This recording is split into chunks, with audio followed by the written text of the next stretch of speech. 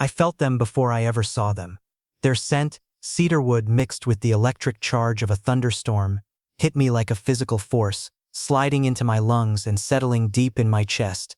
My omega instincts screamed at me to run, to get as far away as possible, but my tongue had never formed a single word in my entire life, and today my silence anchored me right outside the throne room doors.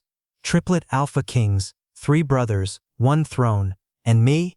I'm Sage, just a mute omega who came here for my village, begging without a voice. When I stepped inside, all 3 pairs of eyes locked onto me immediately. The eldest, Kale, his gaze was ice, but his scent carried a deep undercurrent of possession that made my knees weak. The middle one, Dristan, sharp features, deadly grace, and a smirk that never quite left his face. And the youngest, Hendrix, he looked the least dangerous, but the fire in his eyes could burn me to ashes. Fear gripped my throat, but my village was starving. I had to ask for something, even if it cost me everything. My hand trembled as I held out the paper. Only 3 words were written on it. Save my village, please. Kale took it, his fingers brushing mine for a heartbeat too long. He read it, then fixed his stare on me. Why don't you speak, or are you simply afraid? His tone was mocking, testing. Dresden chimed in, running his finger along the edge of his sword blade. Looks like a silent little prey to me, brother. Hendrix said nothing, just watched me as if he could read the terror hiding in my soul. That's when I did something that might have been fate or foolishness. I dropped to my knees, right there between their feet, in front of everyone. I placed my dignity, my pride, everything at their feet, because I knew one thing about alphas: they loved complete surrender. Then Kale's hand was under my chin, lifting me back up. His touch sent electricity racing through my entire body. Bold of you, to come into our court and kneel like that. But there was no anger in his voice. Something else simmered there, something darker, something like intrigue. We keep this omega, Hendrix said suddenly, rising from his seat. Until we decide what to do, he stays here. I was shocked. Was this kindness, or a trap? The guards moved toward me and I flinched instinctively. Dresden raised a hand, stopping them. Not the dungeons. Give him a room in the west wing. My heart pounded. Why were these brutal kings showing me mercy? Kale stepped closer, so close I could feel the heat radiating from his body. You think this is charity, Omega? It's not. We're keeping you because you interest us. And when we lose interest, he left the threat hanging in the air, unfinished but clear. Hendrix circled around me, studying me like I was a puzzle he needed to solve. What's your name? He asked softly. I pulled out the small notepad I always carried and wrote quickly. Sage. He read it, then nodded. Sage. Fitting for someone so quiet. Dresden laughed, but it wasn't cruel. A mute omega walks into the den of 3 alpha kings. Sounds like the beginning of a tragedy, doesn't it?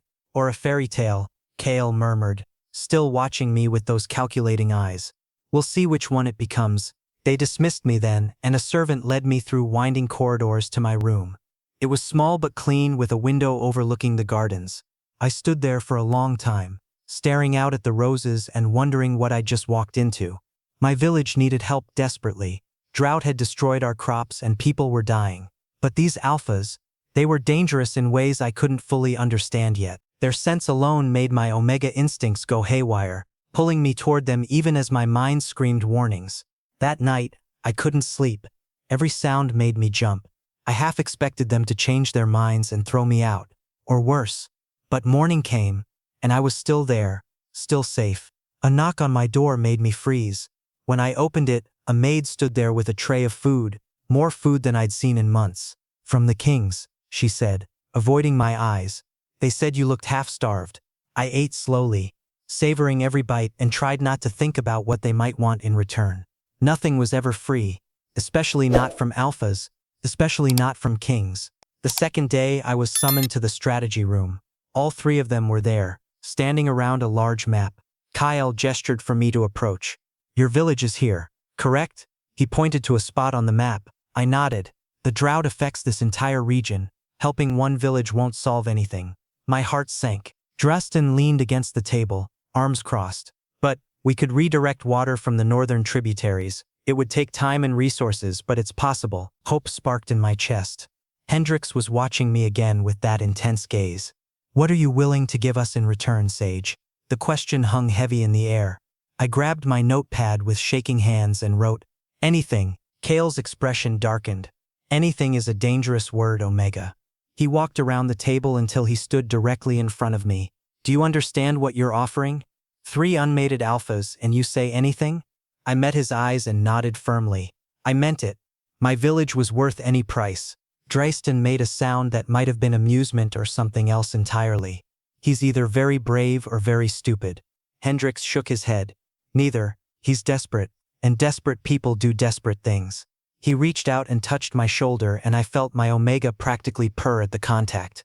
We'll help your village, Sage, but you stay here with us until we say otherwise. It wasn't a request, it was a command, and I had no choice but to accept. As I left the room, I heard Dreisten say quietly, "That Omega is going to be our undoing."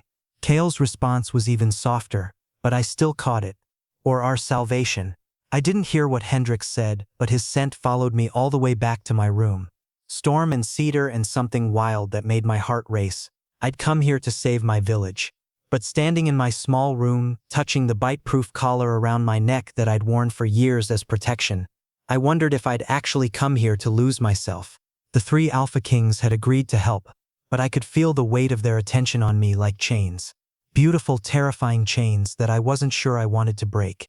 That night, I dreamed of thunderstorms and cedar forests, of 3 shadows surrounding me, and of a future I couldn't see but could feel rushing toward me like a flood. I had no power to stop. I expected a dungeon, cold stone, darkness, maybe rats. Instead, they gave me a room in the palace's west wing with an actual window that overlooked the gardens. For the first time in my life, I had my own space, my own bed, my own small corner of the world. I couldn't understand why 3 brutal Alpha Kings were showing me this kind of consideration. Omegas were common, and me, I couldn't even speak. I was useless in every way that mattered. But Dreisten's words echoed in my mind as he walked me to the room that first night. Don't think about running, Sage, because we will find you always. It wasn't a threat, it was a promise. And somehow that made it worse, or better. I couldn't decide which. The second morning, a servant came to fetch me. The kings request your presence in the private study. My stomach dropped.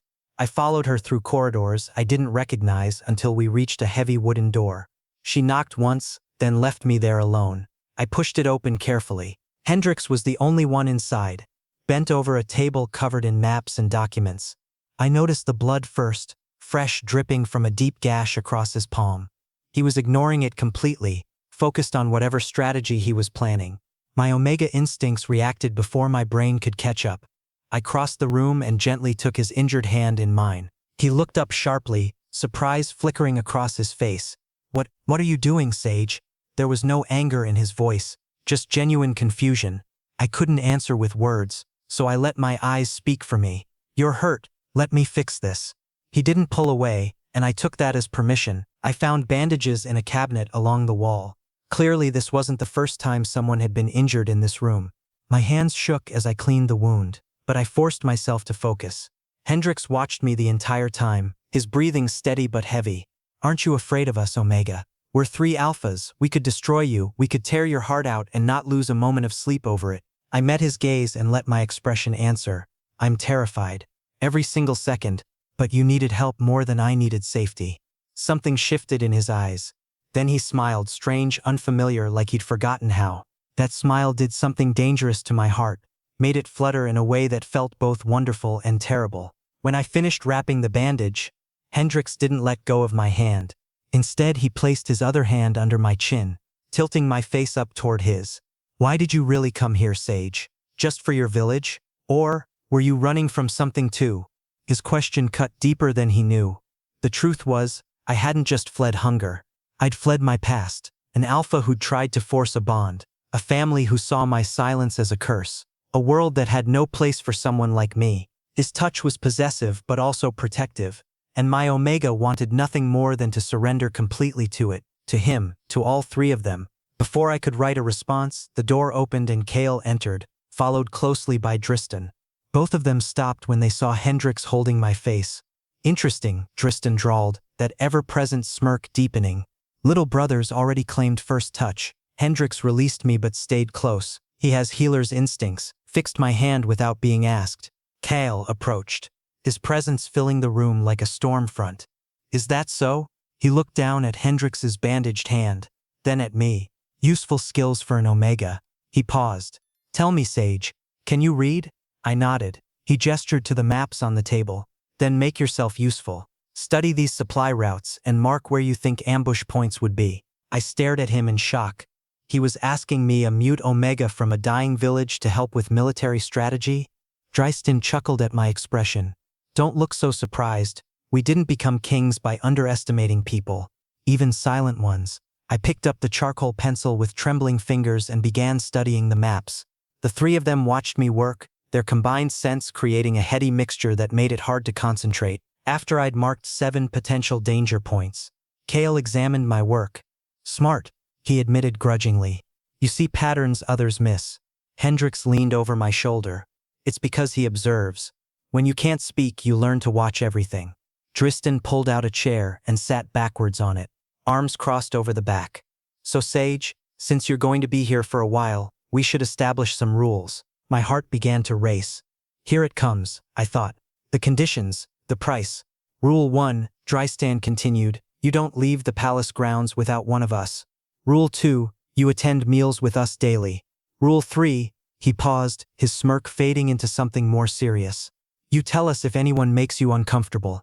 Anyone, including us. That last one caught me off guard. Alphas didn't usually care about an Omega's comfort. Kale added, we're not monsters despite what you may have heard. We have our reasons for how we rule, but we don't abuse those weaker than us. Hendrix touched my shoulder again. You're under our protection now. That means something. I grabbed my notepad and wrote quickly. Why are you being kind to me? All three of them read it, and something unspoken passed between them. Finally Kale answered. Maybe because we're tired of people who only approach us with fear or greed. You came here desperate but honest. That's rare. Dryston stood up, stretching. Or maybe we just like having something pretty to look at during boring council meetings. Despite the crude words, his tone was almost gentle. Hendrix shot him a look. Don't scare him. I'm being honest. Which, as our dear brother just said, is rare. The rest of that day they kept me with them. Through meetings, through a training session in the courtyard, where I watched them spar with a skill that was both beautiful and terrifying. Through dinner where they made sure my plate was always full. Every moment I felt their attention on me like sunlight, warm but intense enough to burn. That night, lying in my bed, I touched the 3 places where they'd made contact with me. Hendrix's hand on my face, Kale's fingers brushing mine when he handed me the charcoal, Dryston's palm on my back when he'd guided me to my seat at dinner. Small touches, insignificant to them probably, but to me they felt like claims being staked, territory being marked. I was in danger, not from violence or cruelty, but from something far more terrifying, the possibility that I might actually want to stay, that I might want these 3 impossible alphas to keep me, that my silence might finally have found voices willing to speak for it. Sleep came eventually, but my dreams were full of cedar and storms and 3 shadows that felt less like threats and more like shelter. Cal and Dryza started including me in more of their daily routines. Sometimes they'd bring me to strategy meetings where I'd sit quietly in the corner, absorbing everything. Other times they'd just summon me to their presence for no apparent reason, to have me nearby while they worked, like my silent company somehow mattered. At first I thought it was a control tactic, a way to keep an Omega under their influence, but then Cal did something unexpected. He invited me to his private library and handed me a note. Do you trust us, Sage? I stared at those words for a long moment, feeling their weight. Then I wrote my response carefully. Trust? No, but I need you 3.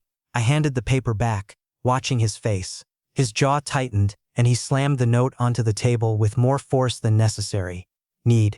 Just need. He turned to face me fully, and I saw something raw in his expression. You come into our court, kneel at our feet, and now you say you only need us? What do you think you are to us, Omega? But beneath the harsh words I heard pain, not anger, loneliness. I stepped back instinctively, frightened by the intensity. Then Dryston entered, placing a hand on Kale's shoulder. Brother, you're scaring him. Can't you see? He looked at me with something that might have been understanding. This little Omega is telling the truth. We're using him too, aren't we? To fill the empty spaces inside us. The admission hung in the air, raw and vulnerable. He approached me slowly, his scent washing over me in waves. Want to know the truth, Sage? We 3 are broken. We have the throne, we have power, but inside, he tapped his chest, there's nothing but emptiness. And you might be the drop of water that could fill this desert. I didn't know whether to feel honored or terrified. His scent intensified, pulling me toward him like gravity. He came closer, so close his breath touched my neck. You know what alphas do to soft things like you, Omega? We break them, shatter them into pieces, yet here you are. I wish you could speak, so I could hear what your heart really wants. My hands shook as I grabbed my notebook and wrote, I'm scared, but I don't want to leave. The moment I showed it to him, the door opened again and Hendrix walked in. Now all three of them surrounded me, forming a triangle with me at the center. My Omega instincts were going wild, caught between fight and flight and submit. This Omega belongs to us alone, Hendrix said quietly, but his voice carried absolute conviction. We're not letting him go, no matter what happens. My heart felt like it was breaking and healing at the same time, torn between terror and something that felt dangerously close to belonging. Kale moved closer, invading my space deliberately. You need to understand something, Sage. If we decide to keep you, truly keep you, there's no going back. You won't just be a guest here, you'll be ours. The possessiveness in his tone should have frightened me more than it did. Dryston circled behind me, and I felt trapped but not threatened. 3 unmated alphas and 1 vulnerable Omega. Do you have any idea how dangerous this situation is? Hendrix was the one who touched me next, his fingers trailing down my arm in a gesture that was both gentle and claiming. We could hurt you without even meaning to. Our instincts, our nature, it's all designed to dominate. I grabbed my notepad with shaking hands and wrote, then teach me how to survive you. All 3 of them went still, reading those words. Survive us? Kale repeated, something like respect flickering in his eyes. You should be trying to escape us, not survive us. I wrote again, faster. Escaping won't save my village, and maybe I don't want to escape. The confession felt like jumping off a cliff, terrifying and exhilarating at once. Dryston laughed, but it was strained. He's either incredibly brave or he has a death wish. Hendrix shook his head. Neither. He's made his choice. He's choosing us, even knowing what we are. Kale took the notepad from my hands and set it aside. Then he cupped my face between his palms, forcing me to meet his eyes. If you stay, Sage, we will consume you. We'll take everything you have to give and demand more. We're not gentle. We're not easy. We're 3 alphas who've lived without softness for so long we've forgotten what it feels like. Maybe that's exactly why he's here, Dryston said softly, to remind us what it feels like. Hendrix moved to stand directly in front of me, so close I had to tilt my head back to see his face. Last chance, Omega. Walk away now and we'll still help your village. No strings attached, no debt. You can go back to your life. But even as he said it, his hand was gripping my wrist like he couldn't bear to let go. I shook my head firmly. I wasn't leaving, couldn't leave even if I wanted to. Something had already begun between us, something that felt inevitable and impossible to fight. Cal's thumb brushed across my cheekbone. Then you're ours. Starting now, starting this moment. Dryston's hand settled on the back of my neck, warm and possessive. No one else touches you. No one else even looks at you wrong. You understand? I nodded, and Hendrix released a breath he'd been holding. We're going to ruin you, Sage. Completely, utterly. But his tone made it sound less like a threat and more like a promise. Like ruination might actually be salvation in disguise. The 3 of them stood there, surrounding me, their scents mingling until I couldn't tell where one ended and another began. One more thing, Kale said, his voice dropping to something almost gentle. You can't speak, but you need to find a way to tell us if this becomes too much. If we push too hard. If you need space. I reached for my notepad again and wrote, I'll show you, I promise. Dryston read it over my shoulder. Good, because we're not mind readers despite what some people think. That evening they kept me with them through dinner, through their evening routines, through everything. They were establishing a pattern, creating a new normal, where I was simply present, part of their world. When Hendrix walked me back to my room, he paused at the door. You know this changes everything, right? You agreeing to stay, to be ours. I nodded and he touched my face one more time before leaving. Alone in my room, I sat by the window and watched the moon rise. I'd come here to save my village, desperate and voiceless. But somehow I'd stumbled into something far more complex. 3 alpha kings who were powerful and broken and lonely. And me, a mute Omega who was equally broken in different ways. Maybe Dryston was right. Maybe we were using each other, But if that was true, it was the most honest transaction I'd ever been part of. I touched my throat where my voice should have been, and wondered what would happen when they realized that silence could be its own kind of language, that sometimes the most important things were said without words at all. Tomorrow would bring new challenges, new dangers, new moments where I'd have to choose between safety and surrender. But tonight, for the first time in longer than I could remember, I felt like I belonged somewhere, even if that somewhere was dangerous, even if it might destroy me. I was choosing this, choosing them, and that choice felt like freedom. They let me leave the palace for the first time. A grand spring festival was happening in the city, and to my surprise, all three of them decided I should experience it. Kale personally draped a heavy cloak over my shoulders, adjusting it carefully to mask my omega scent. "Stay close to us, Sage. If you disappear from our sight for even 1 minute, you'll learn exactly what an alpha's rage looks like." His voice carried a clear warning. I nodded quickly, my heart already racing with nervous excitement. The festival was overwhelming in the best possible way. Colors exploded everywhere. Banners, flowers, painted faces. Music filled the air from a dozen different sources. The smell of roasted meat and sweet pastries made my mouth water. I'd never seen anything like this. My village had been too poor for celebrations, too focused on survival. This was a different world entirely, and I couldn't stop staring at everything. Dristan walked beside me, occasionally pointing out interesting stalls. "That vendor sells charms that supposedly bring good luck." Complete nonsense, of course, but people believe what they want. Hendrix was on my other side, his hand resting lightly on my lower back, a possessive touch that made me feel both protected and claimed. Kale led the way, his presence alone enough to make crowds part before us. But then a group of children ran past, laughing and chasing each other, and I turned to watch them. Just for a moment. When I looked back, the three alphas had moved forward into the crowd, and suddenly there were too many people between us. Panic seized my chest immediately. I tried to push through the crowd, but bodies pressed in from all sides. My breathing became shallow, rapid. I wanted to call out, to scream their names, but my voice was gone. It had always been gone. Only silence lived in my throat. A hand grabbed my wrist, yanking me sideways into a narrow gap between two stalls. I stumbled, nearly falling, and looked up to see an unfamiliar alpha looming over me. His scent was sharp and unpleasant, nothing like the cedarwood and storm I'd grown accustomed to. Well, a lone omega at a festival, how delightfully careless. His smile made my skin crawl. And such a pretty one too, so quiet. I like quiet omegas.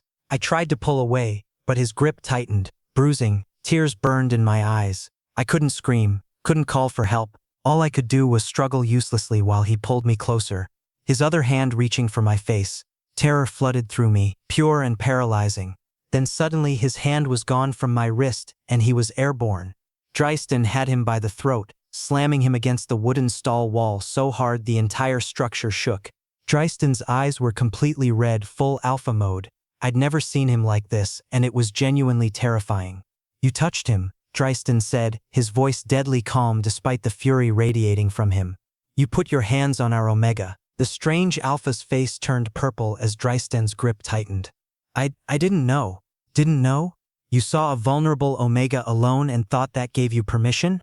Dristan threw him to the ground with such force that dust exploded upward. The alpha tried to scramble away, but Dristan planted a boot on his chest. "If I ever see you near him again, if you even breathe the same air as him, I will personally ensure you leave this city in pieces. Am I clear?" The alpha nodded frantically, and Dristan released him. The man ran, disappearing into the crowd like the coward he was. Then Dristan turned to me, and the red faded from his eyes. He grabbed my shoulders, checking me over. "Are you hurt? Did he harm you?" I shook my head, still shaking. He pulled me against his chest, and I felt his heart pounding just as hard as mine. "Never again," he muttered, more to himself than to me. "We're never letting you out of our sight again." He took my hand and led me back through the crowd. When we reached Kale and Hendrix, both of them looked furious. "Where were you?" Kale demanded, but then he saw my face and his expression shifted. "What happened?" Dristan explained in short, clipped sentences. By the time he finished, Hendrix's hands were clenched into fists, and Kale looked ready to burn the entire festival down. "We're leaving," Kale announced. "Now." But halfway back to the palace, Dristan stopped walking. He turned to face me, cupping my face with both hands. "Listen to me, Sage. You need to understand something. You're not just any omega. You're our Omega. And what belongs to us doesn't get touched by anyone else, ever. The possessiveness in his words should have frightened me, but instead my Omega felt something else. Relief, safety. For the first time in my life someone had defended me, protected me, claimed me as theirs. We should have been more careful, Hendricks said quietly. This was our fault. Kale shook his head. No, this was inevitable. As long as he's unmated, other alphas will see him as available, as prey. They all looked at me then, and I knew what they were thinking. What they were about to say. My heart began to pound for an entirely different reason. We walked the rest of the way in silence. When we reached the palace, instead of taking me to my room, they led me to a private balcony. The sun was setting, painting the sky in shades of orange and purple. Kale spoke first, his voice lower and more serious than I'd ever heard it. You understand what's at stake here, don't you, Sage? We're 3 Alpha Kings, unmated, and you're an unclaimed Omega living in our palace. This situation was always temporary. He stepped closer. You have 2 choices. You can choose one of us to bond with, or, he paused, and the weight of that pause was enormous. You can accept all 3 of us. My breath caught. Hendricks continued. If you bond with just one, the other 2 will respect it. We'll still protect you, still care for you, but you'll belong to one alone. Tristan was the one who finished the thought. But if you accept all 3, there's no going back, ever. You'll be bound to us permanently. You won't return to your village. You won't have your old life. You'll be ours completely. I pulled out my notepad with trembling hands and wrote, what if I'm not strong enough for this? Kale read it, and something softened in his expression. Then we'll make you strong enough, together. Hendricks touched my shoulder gently. We're not asking for an answer right now. Take time. Think about it. But understand that after today, after what happened at the festival, our patience is limited. We need to know you're protected, truly protected. That night, I couldn't sleep. I lay in bed replaying their words, their touches, the way they'd defended me without hesitation. 3 Alpha Kings wanted me. Not just wanted, they were offering me a bond, a permanent place in their lives. My village would be saved regardless of my choice. They'd already arranged for water and supplies to be sent. So this decision was purely about me, about what I wanted. Did I want to belong to them? To be claimed by 3 of the most powerful alphas in the realm? The answer terrified me because it was so simple, so immediate. Yes, I wanted exactly that. But wanting something and being brave enough to take it were 2 different things. I touched my throat, that silent place where words should live, and wondered if maybe this was always meant to happen. Maybe my silence had been preparing me for this, for 3 alphas who didn't need my words to understand me. Tomorrow I would have to give them an answer. And tomorrow everything would change. Forever. It happened in the middle of the night. One moment I was sleeping, and the next I was awake, my entire body burning from the inside out. My first heat. I'd never experienced one before. Suppressants had been too expensive for my village, but I'd managed to avoid my cycles through sheer stress and malnutrition. Now well-fed and safe, my Omega biology was finally catching up. The heat hit me with devastating intensity. I curled into a ball on my bed, clutching the sheets as waves of need rolled through me. My scent flooded the room, sweet, desperate, unmistakably Omega in heat. I knew this was dangerous. 3 unmated alphas in the same building, and my scent would reach them within minutes. I tried to get up, to lock the door, but my legs wouldn't support me. I collapsed onto my knees beside the bed, breathing hard. Then I heard footsteps running down the hallway. Multiple sets. My door flew open, and Hendricks stood there, his eyes already shifting red. His alpha had taken over, responding to the call of an Omega in heat. Sage. His voice was rough, strained. Do you have any idea what your scent is doing to us? He stepped inside but stopped himself just past the threshold, fighting for control. I won't force you. I'll never force you. But my alpha, it wants to claim you. Right now. This second. I was suffering, my Omega crying out for an alpha's touch, for the relief only a bond could bring. Then Kale appeared in the doorway, followed immediately by Tristan. All 3 of them were there. All 3 fighting their instincts, their alphas demanding they claim what was theirs. The air grew thick with tension and competing scents. Kale moved first, dropping to his knees beside me. He cupped my face with both hands, forcing me to meet his eyes. If we claim you tonight, Sage, all 3 of us, you'll be ours forever. Permanently. Irrevocably. You won't go back to your village. You won't have your independence. You'll live here, with us for the rest of your life. His voice carried both warning and desperate hope.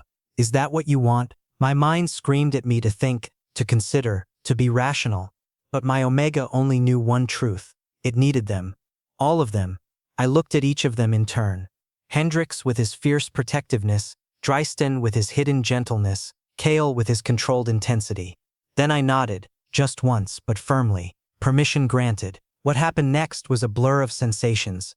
Hendrix reached me first, pulling me into his arms and carrying me to the bed. His bite came first, sinking into the junction of my neck and shoulder. The pain was sharp and bright, but it transformed almost immediately into something else. Something overwhelming. The bond snapped into place like a physical thing, and suddenly I could feel him.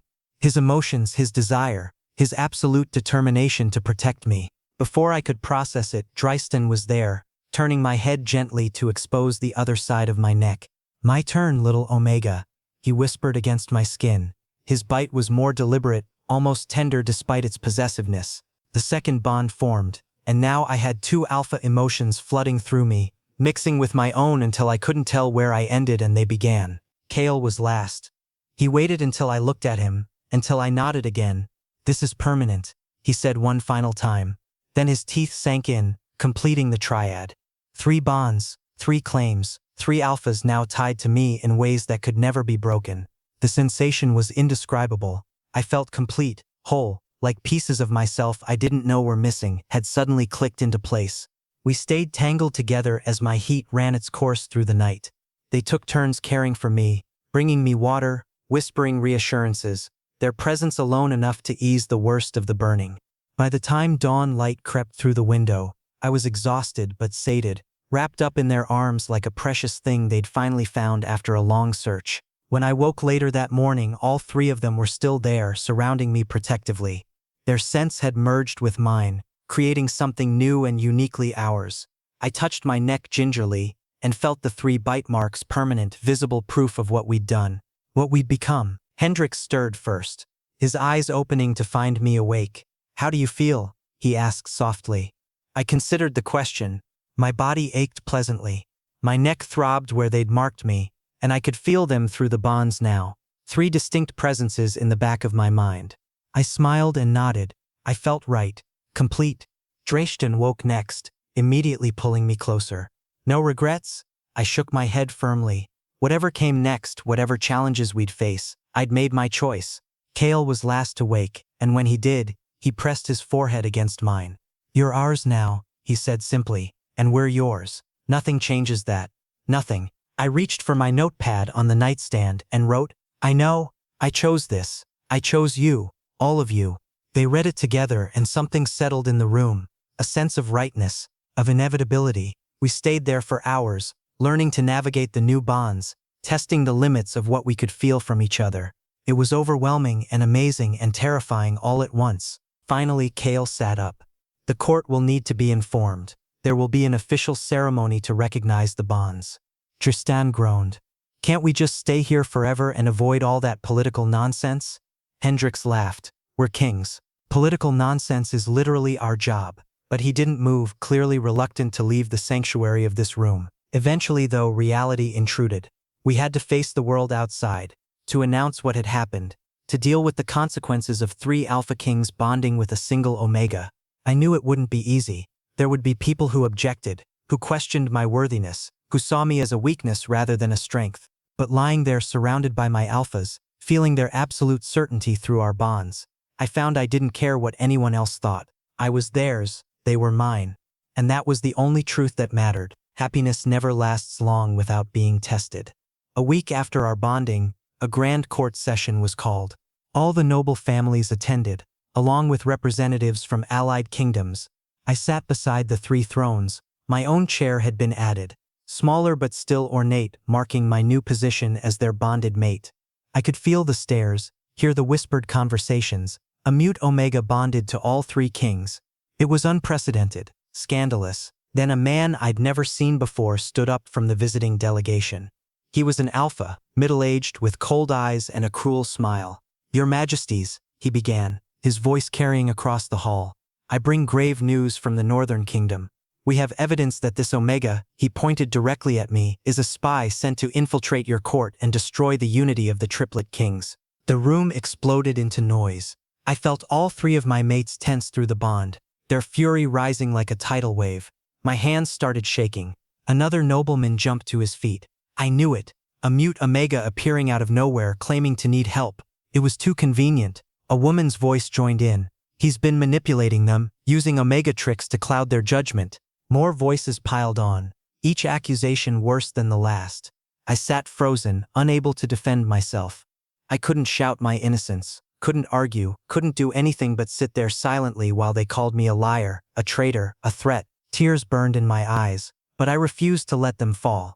I wouldn't give them that satisfaction. Then Kale stood, and the entire room went silent. He drew his sword, a massive blade that caught the light menacingly, and slammed it down onto the table in front of him. The sound echoed like thunder. The next person who speaks against our mate will lose their tongue, he said, his voice deadly calm, and the person after that will lose their head.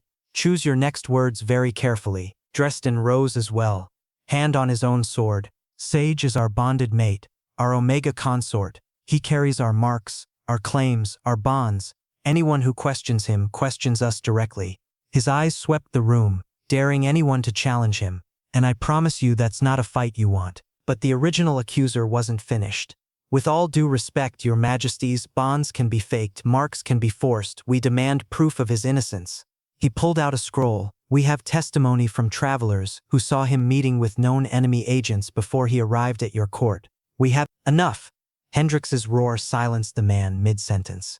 My youngest mate strode down from his throne and came directly to me. He took my hand, pulling me to stand beside him, then turned to face the court. You want proof? Here's your proof. If Sage is a spy, then we are guilty of treason as well. Because we love him, not because of manipulation or tricks or Omega influence. We love him because he's brave and kind and honest in ways none of you could understand. He raised my hand to his lips, kissing my knuckles in front of everyone. And if you think we would allow anyone, spy or otherwise, to be harmed in our court, you severely underestimate what we're capable of. The threat in his words was unmistakable. Kale addressed the accuser directly. You claim to have evidence. Present it, all of it, now. The man hesitated and I saw it, a flicker of uncertainty. He hadn't expected this level of defense. The witnesses are not present, but their written testimonies are worthless. Dryston interrupted. Written testimony from unnamed sources. That's your evidence? We could write a testimony right now claiming you're the spy. Would that make it true? Khalil signaled to the royal investigators, a group of highly trained alphas and betas who served as the kingdom's intelligence network. Investigate this man, immediately. Find out where he's really from and who sent him. The lead investigator bowed and left with her team. The accuser's face went pale. You can't just, we're the kings, Kale said flatly. We can do exactly what we want. The wait was agonizing. I sat back down, my mates returning to their thrones but keeping their attention split between me and the accuser. Through the bonds I felt their rage, barely contained, but also their certainty. They believed in me completely, without question. An hour later, the investigators returned. The lead investigator approached the thrones and bowed. Your Majesties, we've completed our preliminary investigation. This man, she pointed at the accuser, is indeed a spy. From the Western Kingdom. His mission was to create discord by falsely accusing the Omega consort, hoping to drive a wedge between you three. She held up documents, letters with official seals. We found these in his belongings. Correspondence with enemy commanders. Payment records, detailed plans to undermine your rule by exploiting your new bond. The room erupted again, but this time with gasps of shock rather than accusations. The spy tried to run, but guards seized him before he made it 3 steps. Kale looked down at the man, with cold satisfaction. You attempted to harm our mate based on lies. That alone is worthy of execution, Dresden added, but you also committed espionage against the crown. That's treason. Hendrix was the one who pronounced sentence. Take him to the dungeons. He'll stand trial properly. But I think we all know how that will end. As the guards dragged the screaming spy away, Kale stood and addressed the court. Let this serve as a lesson. Our mate is under our protection.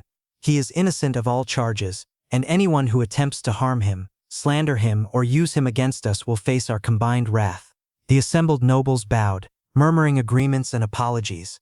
After the court session ended, we retreated to the private balcony where this had all begun. The sun was setting again, painting the sky in brilliant colors. Hendrix took my hand, interlocking our fingers. Dryston wrapped an arm around my waist, pulling me back against his chest, and Kale gently turned my face toward his, studying me with those intense eyes. You know what today proved? Kale asked softly. That we will burn this kingdom to the ground before we let anyone hurt you. I pulled out my notepad and wrote, I know, I felt it through the bonds. Your certainty, your protection, I hesitated, then wrote the word, love. All three of them smiled. Real, genuine smiles that transformed their usually stern faces. Yes, Tristan murmured against my hair. Love. Unconditional, permanent, absolute love. Hendrix pressed a kiss to my temple. You're stuck with us forever now, Sage. No escape. Kale brushed his thumb across my cheekbone. We can't exist without you anymore.